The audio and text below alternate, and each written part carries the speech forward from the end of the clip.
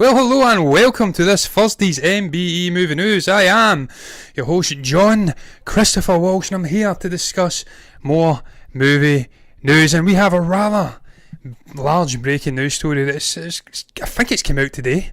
I certainly didn't get wind of it yesterday. It's all about HBO Max, and by connection, their parent company, Warner Brothers Studios. Now, of course, I want to say it was about a week and a half ago, perhaps two. I think it was closer to a week and a half ago though.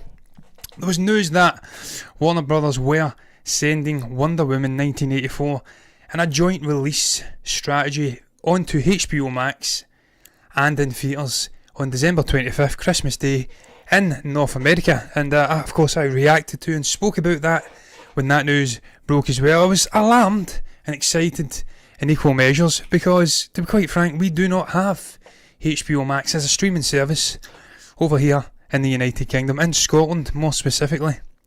And I was concerned how they would handle that, how we would perhaps get this dual release strategy over here in the United Kingdom. Well, it has been announced in the coming days and weeks since that initial press release that we are not, in fact, getting this joint release over here in the United Kingdom. We are getting the movie coming out in theatres on the 16th of December. And now it's been confirmed that they are going to be re-releasing, if I can speak, and this may not work, by the way. This may be absolutely shocking. This graphic, this little scene I'm going to put up, I may have to sort this out. Doesn't look good, does it? And I'm just going to have to go with it on this show tonight, because to be quite frank with you, I've not had a chance to sort the scenes out, and there you go. I'll just have to pop this up here and make it look more professional. It has been announced. Look, I'll get right into it. HBO Max is going to be housing all of next year's 2021's Warner Brother movie releases. Now, this is cataclysmic news for the theatres. It's huge news for fans of digital consumption, and we have seen it over in the theatres, on social media I should say. I'm theatred out my head, and I'll get into theatres shortly as well. We've seen it on social media over the course of 2020, people gnawing their teeth at Christopher Nolan and whining like little bitches about him trying to save the theatre going experience. They were pro consuming movies in your house on streaming services, digitally, rental. They will be delighted today with this news, because as you can see, it's been announced. There's been various articles. I've chosen to go with Cinema Blend purely because I don't know why. I just went for Cinema Blend. As you can see, following Wonder Woman 1984, Warner Brothers will send all its 2020, terrible grammar incidentally, all of its 2021 movies to theatres and HBO Max. Adam Holmes, who penned this article, get your shit together, my friend. That's horrendous English. Horrendous. But look, there's been some word coming out of Warner Brothers. I believe it's the Ann Samoff character, the chair and CEO of Warner Brothers Studios, Warner Media Studios. Don't get a huge amount of quotes, but she's come out and says, in a sense, this is a unique one-year plan, and right off the bat I'm going to call that absolute bullshit. This will not be a one-year plan. This will be the studio strategy moving forward. Once you lock in to this sort of strategy, a dual release strategy, releasing movies in the theatres and in streaming service on day one, it's very hard to break that. I can't see, if this proves to be successful, how they double back into the more traditional, long-reaching theatrical windows. I think we will see movies like this, all ilks, hitting theatres and streaming services from now on, day one. Now, I spoke about this before. I thought we would have mid-tier and smaller release movies going straight to VOD and streaming services on day one. If there were interesting movies from a renowned indie filmmaker, may even get a dual release slot in the theatres. What I didn't foresee was movies of this ilk: Wonder Woman 1984, June, The Suicide Squad, Kong vs Godzilla, perhaps even The Conjuring. Movies like that, huge box office behemoths which can bring in the big bucks, the spondulics for studios like Warner Bros. I did not foresee movies of this stature getting this dual release strategy, going to theatres and on streaming services on day one. This is moving quicker than even I could foresee, and I'm sure more than people with a lot more credentials in the film industry could see as well. Yeah, I've quickly brought this up. I thought this was quite interesting. All of the movies that are coming out, you can't see them all because I've got this scene set up for a wide shot and it is absolutely honking. and you can't see it all. But the Suicide Squad, Dune, Godzilla vs Kong, The Conjuring, The Devil Made Me Do It, Black Adam's not coming out, that's fantasy. But all of these releases, Matrix 4, they're all set to be hitting. And obviously this Elvis Presley biopic as well. Is that the Baz Luhrmann one? I wonder if it is, with Austin Butler. They're all coming out in a dual release slot next year that they're going to be hitting theatres. Now, my one big issue with this, as I opened the show with, is what happens with the rest of the world. They are doing this dual release strategy for the pandemic. These are pandemic rules, and has says that, of course, the CEO of Warner Media Group. So I presume they're doing this to protect fans, moviegoers, and they are concerned for their safety. That's why they are releasing it on streaming services and in theatres. They're giving them a choice of how they want to consume these releases. Now that's all well and good, but again, this isn't an avenue opened up to the rest of the world. This is just purely for North America and the United States, perhaps by default. Everyone else has to go to the theatres. So are we to take the position that Warner Brothers only cares about the movie-going fans in the North American territory? They don't give a shit about people in Europe, in the United Kingdom, in India, and other countries around the world. We are getting flung to the piranhas, the sharks. We have to go and watch it in the theatres. The United States gets to watch it on a streaming service and or in the theatres. So that's my one gripe with this. I've said time and again, I don't have a huge gripe with it in terms of the effect it's going to have on theatres. I think the theatres will survive in one vein or another anyway. My gripe is it's shafting other people and territories out with the United States. And look, it's all going to go digital at one point or another. As I keep saying it time and time again on these shows, analog is dead. We've seen it with music. Everything ultimately evolves into the digital consumption market, and everyone in it eventually will move towards bigger, better experiences at home, watching these movies on streaming services. We are seeing studios like Disney restructuring their entire business to focus on TV and their streaming service. And that is ultimately why, finally, I think they are doing this. I think they are doing it because they realise these streaming services are going to be pivotal in the coming decades. And it's a huge battle between the likes of Disney, Warner Brothers, Universal. I think I've got some god-awful one, Peacock or something, some shit streaming service that's dead in the water. But Amazon, Netflix, Apple, they're all battling for eyeballs. More and more big names in filmmaking talent are getting drawn to these services to produce and make talent, and make movies, I should say. They're doing this to try and draw in subscribers, and they will do it. If you're giving them the carrot, the dangled carrot in North America of getting to see movies like Kong vs Godzilla, Dune, day one in your house on a streaming service, you're going to bring in hundreds of thousands of subscribers to your service. So it's a smart move.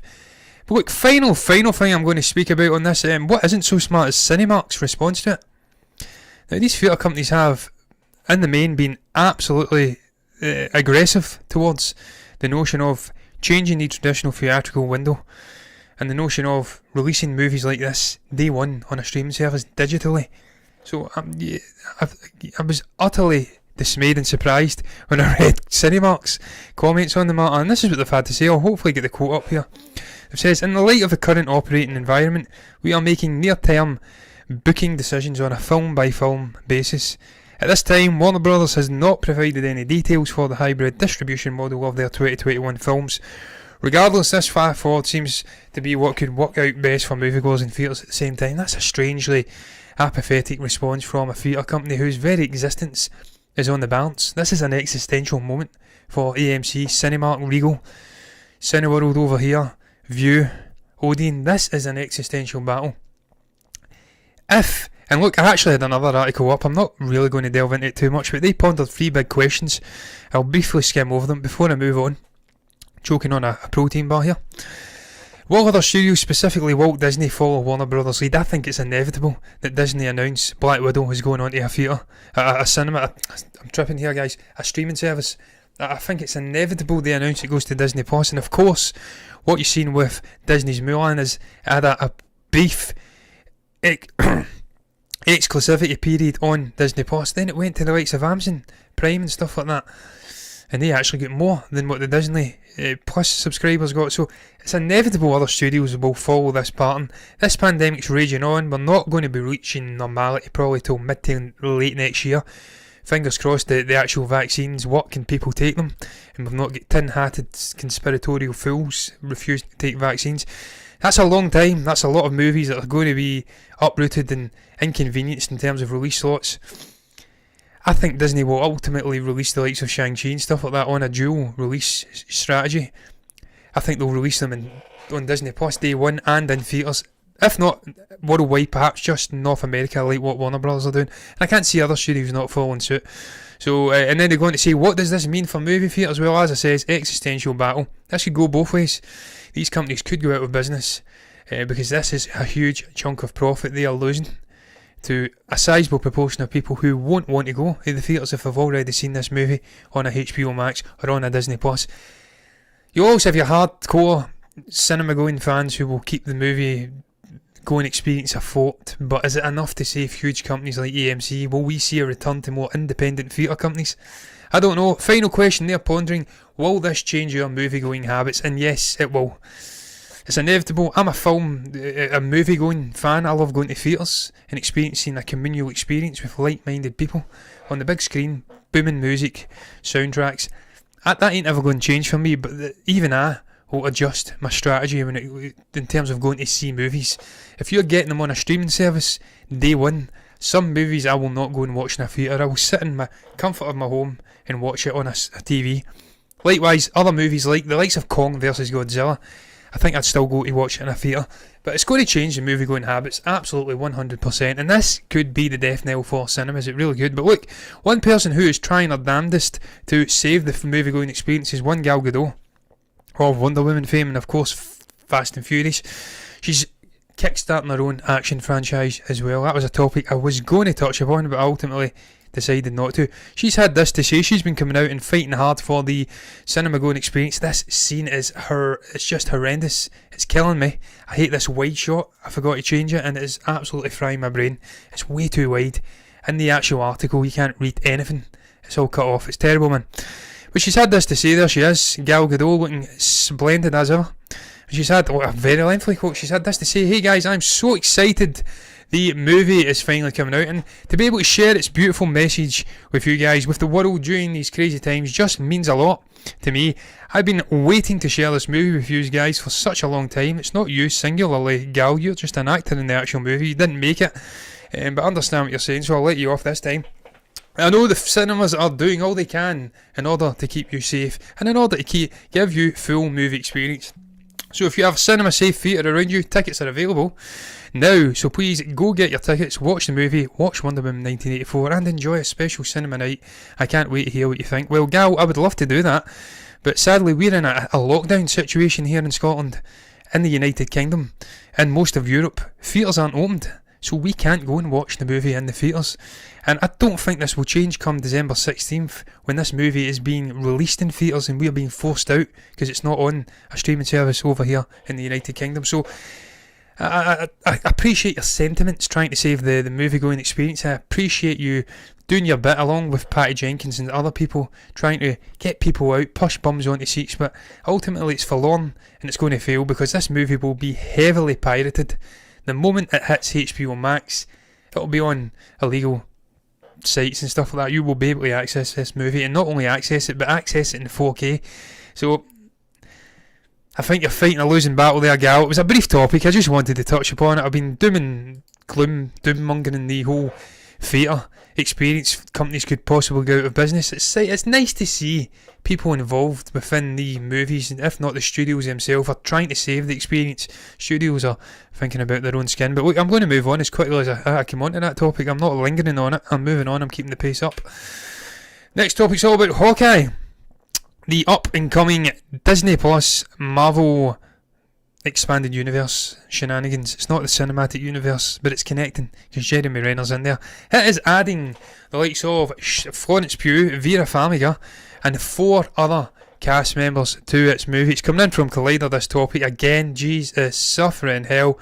Wow, look at this. You know, I'm going to have to go in and select this. It's horrendous. Absolutely horrendous. I need to sort this out, man. This is shocking. I can't do it during the show because I'm absolutely screwed. You know what? I'm going to do it during the show because I can't put up with this, man. I'm going to quickly put in a graphic here. Do wait for me if you're watching this. if you're watching this post live stream, then I do apologise tremendously, but this has to be sorted out. This is a shambles. It has to be sorted out now. There we go, we're back in business. Let's actually read this article now. We'll actually bring the little display over. There we go, are we back in business here? No, we're not. It's still shit. Horrendous. We'll try to work with this. There we go, we can read now. We can actually read the articles, and it's better. She's set to join. It's been made official, and they're saying whilst their official position with Hailee Steinfeld, who incidentally I didn't even realise was in this TV show, remains that she was just coincidentally walking through a subway in New York with a bow and arrow, they have 100% added the likes of Vera Farmiga, Florence Pugh, Tony Dalton, Fra Free, I can't even say that name, Alakwa Cox, and Zan McLaren. This is interesting, man. I'll tell you why it's interesting, because it's showing that they are continuing this. Is it Yelena? I think her name is Yelena, character from Black Widow. Of course, Natasha Romanoff is long gone. She sacrificed herself on Vormir to get the Soul Stone for good old Hawkeye. He saved the day for half the universe. She was very sacrificial. She's gone. We know this Black Widow movie's it's going to be a prequel set in multiple timelines. And that Yelena, a borderline sister-like figure, came up through the same ranks as Natasha. She's going to be potentially the next Black Widow iteration. It's already in comics that she actually did take over from Natasha. I think this is confirmation that she is going to step out of the boundaries of the the Black Widow movie, and actually continue this character on into the cinematic universe. Now you could say it's just a TV show, doesn't mean much, but that's bullshit. Because of course, Kevin Feige says many times before, if you want to keep up to date with this cinematic universe moving forward, then you will have to watch all of the content, not just the movies, but the TV shows and everything that are connected. He's a good little lapdog for the likes of Bob Chapek and Alan Horner, is it? Alan Horn. He's promoting more monetary, you have to spend more money, but like Disney Plus is cheap. It's cheap as hell. It's only like £50 a year or something. It's cheap. This is interesting though. I love the casting of Hailee Steinfeld. Could she be the grown-up daughter of Hawkeye? We don't know when this is taking place. We know that she ultimately takes over from Hawkeye to her father. It's a great casting choice. Hailey's a brilliant actor. I loved her in Bumblebee. She's been in so many other things. She's a really charismatic young actor. Get longevity too. She can continue this role on for a long time. And the cast in the main is getting really expertly put together. Again, I was speaking about streaming services. Companies like Disney restructuring the whole strategy to focus on TV and streaming services because of the sheer talent they can attract now. This isn't like 10 years ago. We're getting the likes of J.J. Abrams, Spielberg going to Apple TV. We're getting the likes of the Coen brothers and Alfonso Cuarón, is it? Cuarón, he done Roma, I'm sure it was. Martin Scorsese, they're all going to stream services, and look at the cast they're drawing in. Florence Pugh, Vera Farmiga, this is an incredible cast. These are A-list actors, or B-list actors in some cases. And it's incredible, man, what they're able to attract, and this is going to make for a really intriguing story. I initially wasn't interested in this TV show. I thought it was boring. I didn't like the concept. It was the black sheep of the initial announcements and the Phase 4 stuff. Loki was obviously up there. Tom Hiddleston, you've got me right away. He's an amazing actor, love the character. Then you've got the likes of, obviously, Falcon and the Winter Soldier. When you put Anthony Mackie and Sebastian Stan together, it's just magic. Then, of course, the other ones that pop up, the likes of WandaVision, they're all interesting. The Hawkeye one wasn't so interesting for me, but it's becoming interesting now because they're connecting things, and it's got a great cast. So I'm on board for that, man. I'm excited about Pugh hitting this. It means that they're expanding the character out, and that's great because she's a brilliant actor. Again, longevity. And we need to continue on the Black Widow character. It needs freshened up. Scarlett's getting older, still looks good, and she is having to move on and do different things now. And look, Florence will take over, and I'm sure it'll be seamless. But look, what's not so seamless is me moving on to the fourth topic of the show. This is speculative, this one, but I tell you what, I hope this happens. It's all coming from Screen Rant, and it's essentially built off of this fan art. And Jesus, suffering F, it does look good, doesn't it, man? Chris Pine, done up to look like Cyclops as the MCU's Cyclops. Now, if you're fan casting, in actual fact, Disney should really listen more to the fans, because essentially Rosario Dawson was fan cast as Ahsoka Tano, and look how that turned out. Pretty damn good, man. They should listen to these guys, you know what they're talking about. Chris Pine, just a brilliant actor. He played Robert the Bruce in Outlaw King. He can do everything. He played Steve in Wonder Woman. He does everything, man. He's James Tiberius Kirk in the rebooted Star Trek franchise. This guy could absolutely step into Cyclops, the role of Cyclops, and I tell you what, not only could he step into the role of Cyclops, but he would be better than James Marsden, I think it was, and he would be better than Ty Sheridan, because they played the characters well, but James, he's got a smug Chandler look to him. Chandler Bings, incidentally, a bit like Jason Clarke. He has that sort of smug look. And look, he's ultimately proven, I think, to be actually a decent guy. I used to have this strange hatred for him. I don't know why, I don't know this guy. Just something about the way he looked, and that character annoyed me in those early 2000s X-Men movies. He's actually okay, he's fine, man. I think he was in Sonic the Hedgehog, and he was pretty damn good in that as well. But there was a smugness to it. Chris Pine can absolutely come in and redeem this character. He is not smug at all. He's charismatic as hell. And again, he's not so old that he can only do 2 movies or something and then he's out. He could do 10 years of playing this character. And that's important for Feige when he's initially introducing the X-Men, the mutant characters, into the cinematic universe. He needs to get the aging just right, the age ranges just right, or ultimately it'll be dead before it even starts, because it'll be like Hugh Jackman on steroids. The Pine, if he was 50, he'd be one movie and done. So it works in all levels for me. He's a great actor, he has a stature. He's already been in a comic book movie in Wonder I was about to say WandaVision again, I'm getting tired. Wonder Woman. And I see no reason why he can't come over and play this role and play it well. I can't wait to see how they implement finally. This is the final thing I'll say before I move on, because I like Together, and it's not good when you're doing shows on your own. I can't wait to see how Feige and the gang, how they introduce the mutants into this cinematic universe. Will it be done under the carpet, perhaps an Eternals movie or something? I don't know, but I'm excited to see how they introduce these characters in, because they're going to be mainstays in Phase 5, 6, 7, beyond, and they're important characters, aren't they, man? Let's be honest, it's the X-Men we're talking about here. I still maintain Days of Future Past, First Class, and a couple of other ones aside, we are yet to get our definitive X-Men movie. You could say Logan, it's not really an X-Men movie, it's a Wolverine movie. I think we'll get it in this generation of X-Men movies, and it's the same with Fantastic Four as well. But I'm going to move on to, I don't even know what topic I'm on now. I think it's 5. I think it's the penultimate. I think it is a penultimate topic. I'm losing the plot here. At least I get the day right this time. The last solo show I done, I was trying to say it was Wednesday and it was Tuesday, so at least I get the day right. I've started off a little bit better, and hopefully I've not gibbered on too long. But look, this is an interesting topic, man. It's coming in from Screen Rant again. It's an opinion piece. Let's say that straight off the bat. But it's an opinion piece that I, for a change, actually agree with. They're essentially saying that Rogue One and Mandalorian are showing where Disney has went wrong with the Star Wars sequels. What they have done right within those 2 projects shows up what they've done wrong in the other ones. And look, this is the article here. I'm not going to linger too long on it. It will be an opinion piece from me as well. That's why I'm here. It is a movie news show after all, and I'm here to give my opinion. Disney's Star Wars sequels lack confidence in their new heroes. They absolutely did. Let's be honest. Well, they didn't lack confidence. I'll slightly disagree there. They should have had confidence in these guys. Rey was okay, but she was overpowered. They had a strange obsession with this character. They pushed her to the forefront at the sacrifice of the likes of Finn and a Poe, when these 2 guys could have, in a sense, carried the movie alongside Rey, but they get pushed to the side as side characters. They wanted to kill Poe off in the first movie, but yeah, in a sense, they probably did lack confidence. They went back to the past instead of having confidence to kickstart a new franchise and bring people in just on the power of the Star Wars brand, not on nostalgia and Luke and Leia and obviously Han and stuff like that. So I'd agree with that. The sequel trilogy's most divisive elements involve legacy characters. Absolutely. The killing of Han Solo, hugely controversial.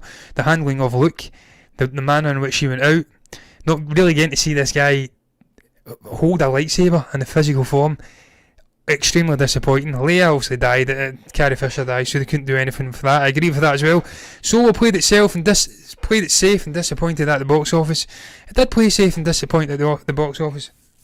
Disappointed at the box office though, because it was a shambles behind the scenes. Kathleen Kennedy interfered in Lord and Miller.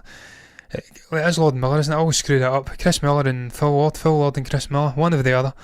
They played safe, but there was lots of issues going on in the background, and it ultimately made that movie fight a losing battle. Rogue One, why they succeeded, and ultimately, I'm not going to get too deep into it, but ultimately they succeeded because they took an idea, a concept within the original trilogy era, and they gave it a new splash of paint and took it off in a different direction with characters we hadn't met before.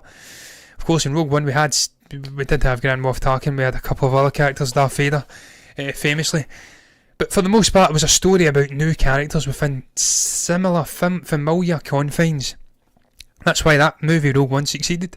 And it's probably because Tony Gilroy came in and saved it from being a soppy bullshit, everyone gets out and it's all happily ever after. He made it dark, everyone died. He gave us that Darth Vader corridor scene, and the movie was much better for it. That ending, it was I maintain Rogue One's a great movie, it really is a good movie. But it just meandered along, and then that end scene, it just left you on a high. You were walking in clouds after that. So yeah, I agree with Rogue One, and The Mandalorian, of course, is much the same. It's set with just after the events of Return of the Jedi. It's within a familiar confine. But again, we're getting little trappings, familiar faces from the likes of Clone Wars, Rebels, the original trilogy, with obviously Tamura Morrison's Boba Fett character, but in the main, following a new character, following a different story. No shackles of nostalgia, no shackles of prior storytelling, of legacy, of other performances coming in, and also having to have that continuity moving forward. What Mark Hamill did in the original, what he did in the sequel trilogy, there was no weight of expectation with The Mandalorian. It was fresh, and it was brought to us by two people who truly understand Star Wars, Jon Favreau and Dave Filoni. And ultimately that's why it succeeded, and they are absolutely right. But they says The Mandalorian and Rogue One, whoever wrote this opinion piece, are showing us how to do Star Wars right. You don't have to continually stick to the original trilogy, the Galactic Civil War or post-era. But if you can pop us into familiar timelines, different timelines, but the main sort of, I don't know, success that they have achieved is through giving us new characters, new stories, new locales, and in some cases familiar locales with The Mandalorian. And people want to see that, they want to see something different, they don't want to keep regurgitating the same shit again and again and again, because ultimately you will never ever beat the original trilogy. It is the greatest trilogy for me ever. It really is. I can't think of any other one. You could go off and do your artsy ones. I know there's a guy, famous director, I've not watched him, I can't lie, different coloured sort of movies, Yellow Boy or something. It's supposed to be amazing. That could be the greatest movie trilogy of all time, but I'm talking about popular trilogies here. But look man, I digress. I'm going to move on to the final topic. I'm doing it again. I'm speaking about Fantastic Beasts, I'm speaking about Gellert Grindelwald, and I'm speaking about Mads Mikkelsen, everyone's favourite Dane. Well, he's my favourite Dane, I can't speak for anyone else. Just a great guy, really. He is Danish, isn't he? Pretty sure he's Danish. He does the Carlsberg advert, so he has to be Danish, doesn't he? That's a Danish. I hope it's a listen to it is a Danish beer, isn't it, Carlsberg? I may have to search it up. But look man, the man's been coming out and he's been speaking about Johnny Depp, he's been speaking about Gellert Grindelwald. He's been teasing a slightly different take on Grindelwald, and this is what the man's had to say, and it's very alluring, I have to say. And look, whilst I disagree with the way they've handled the Johnny Depp situation, I understand their hands were tied. They didn't want controversy, some awkward questions being posed at press junkets. But again, I'm not getting into the hypocrisy of why Amber Heard's still there, because the same thing sort of applies to her. She's a dirty goods, damaged goods. She is bad publicity, but she's still there. But I can understand why they get rid of it. But whilst I disagree with that, I'm extremely excited about what Mads is going to do with this character, because I do maintain I think he's a better actor than Johnny Depp, and I maintain, and I'm right, that the vast majority of acting involving Gellert Grindelwald as a character is still to be done in the ensuing movies that are coming out. His relationship with Albus Dumbledore, the Wizard Wars, it's going to get dark, it's going to get interesting. And I can't think of a better actor to come in than Mads Mikkelsen, but this is what the man's had to say. He said this, well, it's going to be me. So that's a difference. You're right, you're not Johnny Depp. No, this is the tricky part. We are still working it out. There has to be a bridge between what Johnny did and what I'm going to do, and at the same time I also have to make my own. But also we have to find a few links to the previous version of the character and some bridges so it doesn't completely detach from what he's already masterfully achieved. And he's been speaking about Johnny as well, and the whole replacing him, the fracas that's been surrounding Amber Heard, Amber Turd and him. I'll get onto that in a moment, but he's absolutely right. You need to have continuity between the previous iteration and this iteration. Although, having says that, tangent I'm going to go on here briefly, Albus Dumbledore, Richard Harris, Michael Gambon, completely different. They look different, they were acted different, completely different. So there is a precedent within the Harry Potter franchise of yesteryears for recasting a role, in that case because of a tragic death. He was very old though, let's be honest, and completely ripping up what the previous actor done and taking it off in another direction. But with this, I think it's really important, at the bare minimum, that you maintain the aesthetic that Johnny Depp had created for the character. The white blonde hair, it's swept back in an undercut, the sort of tash, a little goatee. Maintain that aesthetic at the bare minimum, and then he can go off and do what he wants with the character. He can take it off in a completely different acting direction, tonally take it to another place, but just keep the aesthetics right. If you have to put a lace or a wig on his head, so be it. I think Mads has got a decent head of hair. I think he can pull off a similar undercut look without a wig. But I agree with what he's saying in the main, man. He has to put his own stamp on it. You can't do an impersonation of Johnny Depp's performance, because ultimately there wasn't much to go on. One scene at the end of the first movie, a rousing speech, and lots of looking melodramatic and serious in the second movie. It's not a lot to go on, just the aesthetics really. And I'm absolutely confident he will put his own stamp on it, and he will act the absolute hell out of this character, and him and Jude Law will be absolute magic together. But the final thing I'm going to touch upon before I round this show up very, very briefly is this. He's been out speaking about, as I did say, the whole fracas, is that the correct word? I think it is. Surrounding this vacancy coming up as Gail at Grindelwald. He said, job-wise, it's obviously super interesting and nice. It is. And it's also a shocker that it came after what happened, which is just super sad. It is, it's super sad, Mads, and I'm glad to see you've got Johnny's back, because everyone else wants to. I'm saying some slang, I'm getting tired. Wants to sort of push the knife into his back, if you like. Push.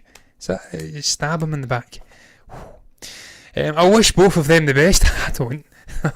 These are sad circumstances, and I hope both of them will be back on the saddle again really soon. Well, Amber's going to be back on the saddle again really soon, Mads, because she is she's getting right into Aquaman 2, and she's currently reshooting for Justice League, so she's already on the saddle. So there's no need for her to go back on the saddle. But I agree with your sentiments regarding Johnny. I hope he gets back on the saddle pretty damn soon too, because the man's been through a witch hunt, an attempted cancellation, and hopefully he can right the ship and get back into acting again, because this man is guilty criminally of nothing. He's not been criminally convicted in a court of law. It was him going against the scum, as we like to call it here, in a civil libel lawsuit, and he lost because of corruption over here and Rupert Murdoch's uneasy influence in the United Kingdom. That's what I maintain. It was dodgy as hell, but look, it was done. He's away. Mads is in the role, and I'm absolutely convinced he'll do well. But look, guys, I'm going to pass it over. If you've managed to get to here, then wow, I applaud you. Well done for getting to here. Well done. What is your thoughts on the subjects I've touched upon? What do you make about this whole HBO Max Warner Brothers situation? Do you think that's a correct strategy moving into next year in the midst of a pandemic, releasing in this dual strategy, day one on the streaming service and in theatres? You think this is going to end the theatre companies? You think this could be the making of them? Strangely, I don't know. If you've got anything to say, you can comment below. What do you make about Gal Gadot trying to save the theatre going experience? You think she's talking to deaf ears, talking to a brick wall? What do you make about Florence, Pugh, Vera Farmiga, and a few other names, the likes of Haley Steinfeld? Hopping on to Hawkeye, is that something you're very intrigued by, like me? Finally, do you want to see Chris Pine starring as Cyclops in the MCU's take on the character? Do you think that Rogue One and The Mandalorian are the trailblazers of what to do in this new era of Star Wars storytelling for Disney? And what do you make about Mads coming out and saying he's going to put a different take on the grey alert Grindelwald character? Is that something that's a bit obvious, but good to hear anyway? If you've got anything to say, you can comment below and share your thoughts down below in the comment section. You can also like the video if you've enjoyed it, and subscribe to the channel if you want to see more content like this in the future. And if you do, you'll get more movie news next week, Monday through Thursday. And you'll get me and Stephen back reviewing Scam at 1992 tomorrow. But look, guys, until then, I'm going to bid you farewell with a bye-bye.